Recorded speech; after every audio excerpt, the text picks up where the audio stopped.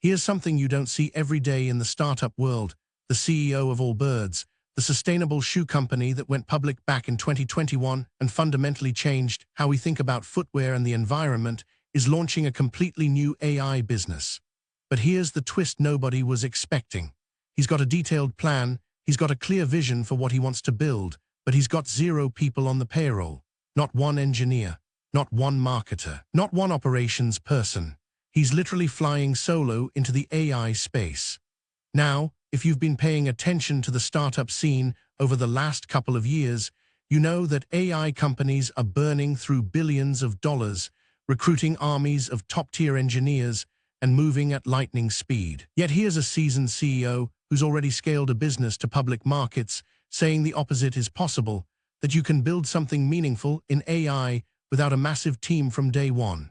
That's either going to be a masterclass in lean startup philosophy or a really expensive learning experience.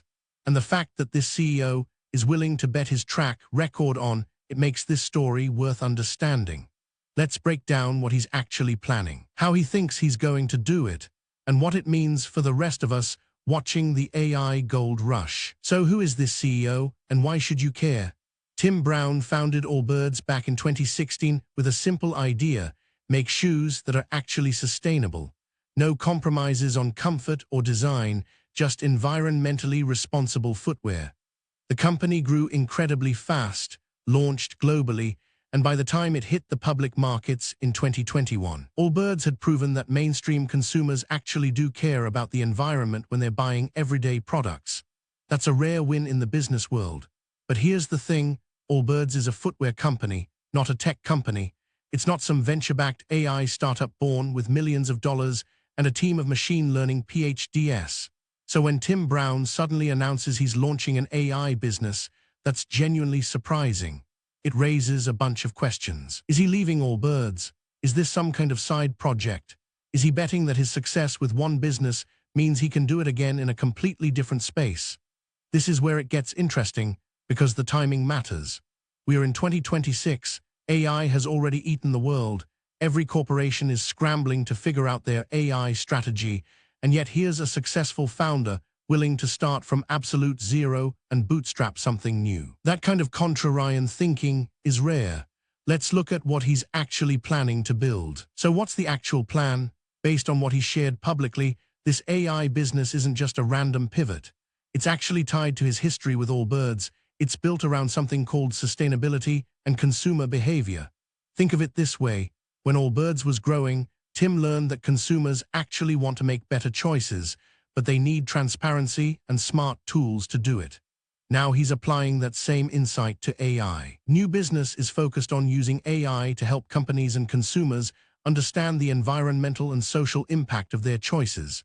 It's like a bridge between artificial intelligence and sustainability, two massive growth areas that almost nobody's connecting yet. The timing is perfect. We're in 2026, and everybody's panicking about AI ethics, environmental impact, and corporate responsibility. Here's a founder saying, I can use AI to solve that. So why no team? That's the really interesting part. His argument seems to be that in the early stage, you don't need a huge payroll to prove an idea works. You need founder focus, deep domain knowledge, and ruthless prioritization. He's already built one company from zero to public markets, so he knows the playbook. He's willing to spend the next 12 to 18 months alone, proving the concept, gathering customers, and only hiring when the data says now we need more hands on deck. It's a calculated bet. And here's what most startup advice gets wrong about this approach. Here's the thing about bootstrapping an AI business with 0 employees. It's not some romantic solo founder story. It requires very specific tactics. First, he's probably not writing all the code himself. He's leveraging existing AI models and APIs. Why reinvent the wheel when Claude, Gemini, and open-source models exist? The AI Builder's Playbook in 2026 is about integration and orchestration, not building from scratch. Second, he's outsourcing ruthlessly. That means contractors, freelancers, and specialized consultants for specific tasks. Need a designer? Hire someone on Upwork for a week. Need help with customer research? Bring in a fractional research specialist. It's like building a company with 0 headcount but infinite flexibility. You pay for exactly what you need when you need it. no bloated payroll, no middle management, just execution. Third, and this is crucial, he's probably going directly to customers and taking on freelance work himself to generate revenue and validate ideas simultaneously. It's eat what you kill economics. Every customer conversation is market research. Every contract is both revenue and validation. You're not burning investor money in stealth mode for 2 years. You're talking to real people about real problems from day one. This is radically different from how AI startups typically operate. Most raise venture capital, hire a founding team, and spend months in stealth mode building. This approach is the opposite. Do it in public, iterate in public, stay lean. But here's where it could fall apart. So is this actually unprecedented? Not really. If you look at tech history, there's a whole playbook of one-person companies that became something bigger.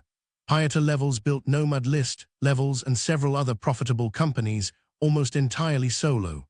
Solo founders dominate the indie developer space. And in AI specifically, there are people like Andrew Ng who have built massive impact and multiple companies through strategic network effects, not pure headcount. But here's where it gets different. Allbirds founder isn't some quiet indie developer working out of a spare bedroom. He's a public company CEO with a massive brand, a track record, and expectations riding on him. The stakes are completely different. When you're known for building something that scaled to hundreds of millions in revenue, people expect your next thing to do the same. That's both an advantage and a trap. The advantage: he can pick up the phone and get meetings with major corporations who are desperate for AI solutions. The trap: he's got a reputation to protect, so the margin for error is razor thin. Compare that to someone like a 25-year-old indie AI developer with nothing to lose and everything to gain. They can swing for the fences, take crazy risks, and nobody cares if they fail. A public company founder has board members, shareholders, and press scrutiny. Starting a new venture with no team isn't humble, it's either genius or it's arrogance. Time will tell which one it is. Now here's what makes this so interesting to the broader AI and startup world. If he pulls this off, it completely rewrites the rulebook about how you build AI companies. Right now, every venture capital firm assumes the same thing. To build AI, you need a huge team, massive funding, and move fast.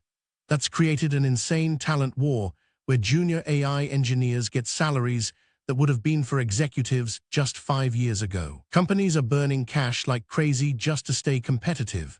But what if there's a different path? What if you can build something meaningful in AI without hiring 200 people in year one? That's not just interesting business-wise, it's potentially destabilizing for venture capital itself. If solo founders start creating viable AI businesses, VCs can't just throw money at the problem anymore. They have to pick better ideas, better people, and compete on vision, not just capital. The other interesting thing is what this means for AI talent. Right now, brilliant engineers are basically forced to work at big companies to have impact. If more founders prove they can build something real with a small team, suddenly you can join an early-stage venture and still matter.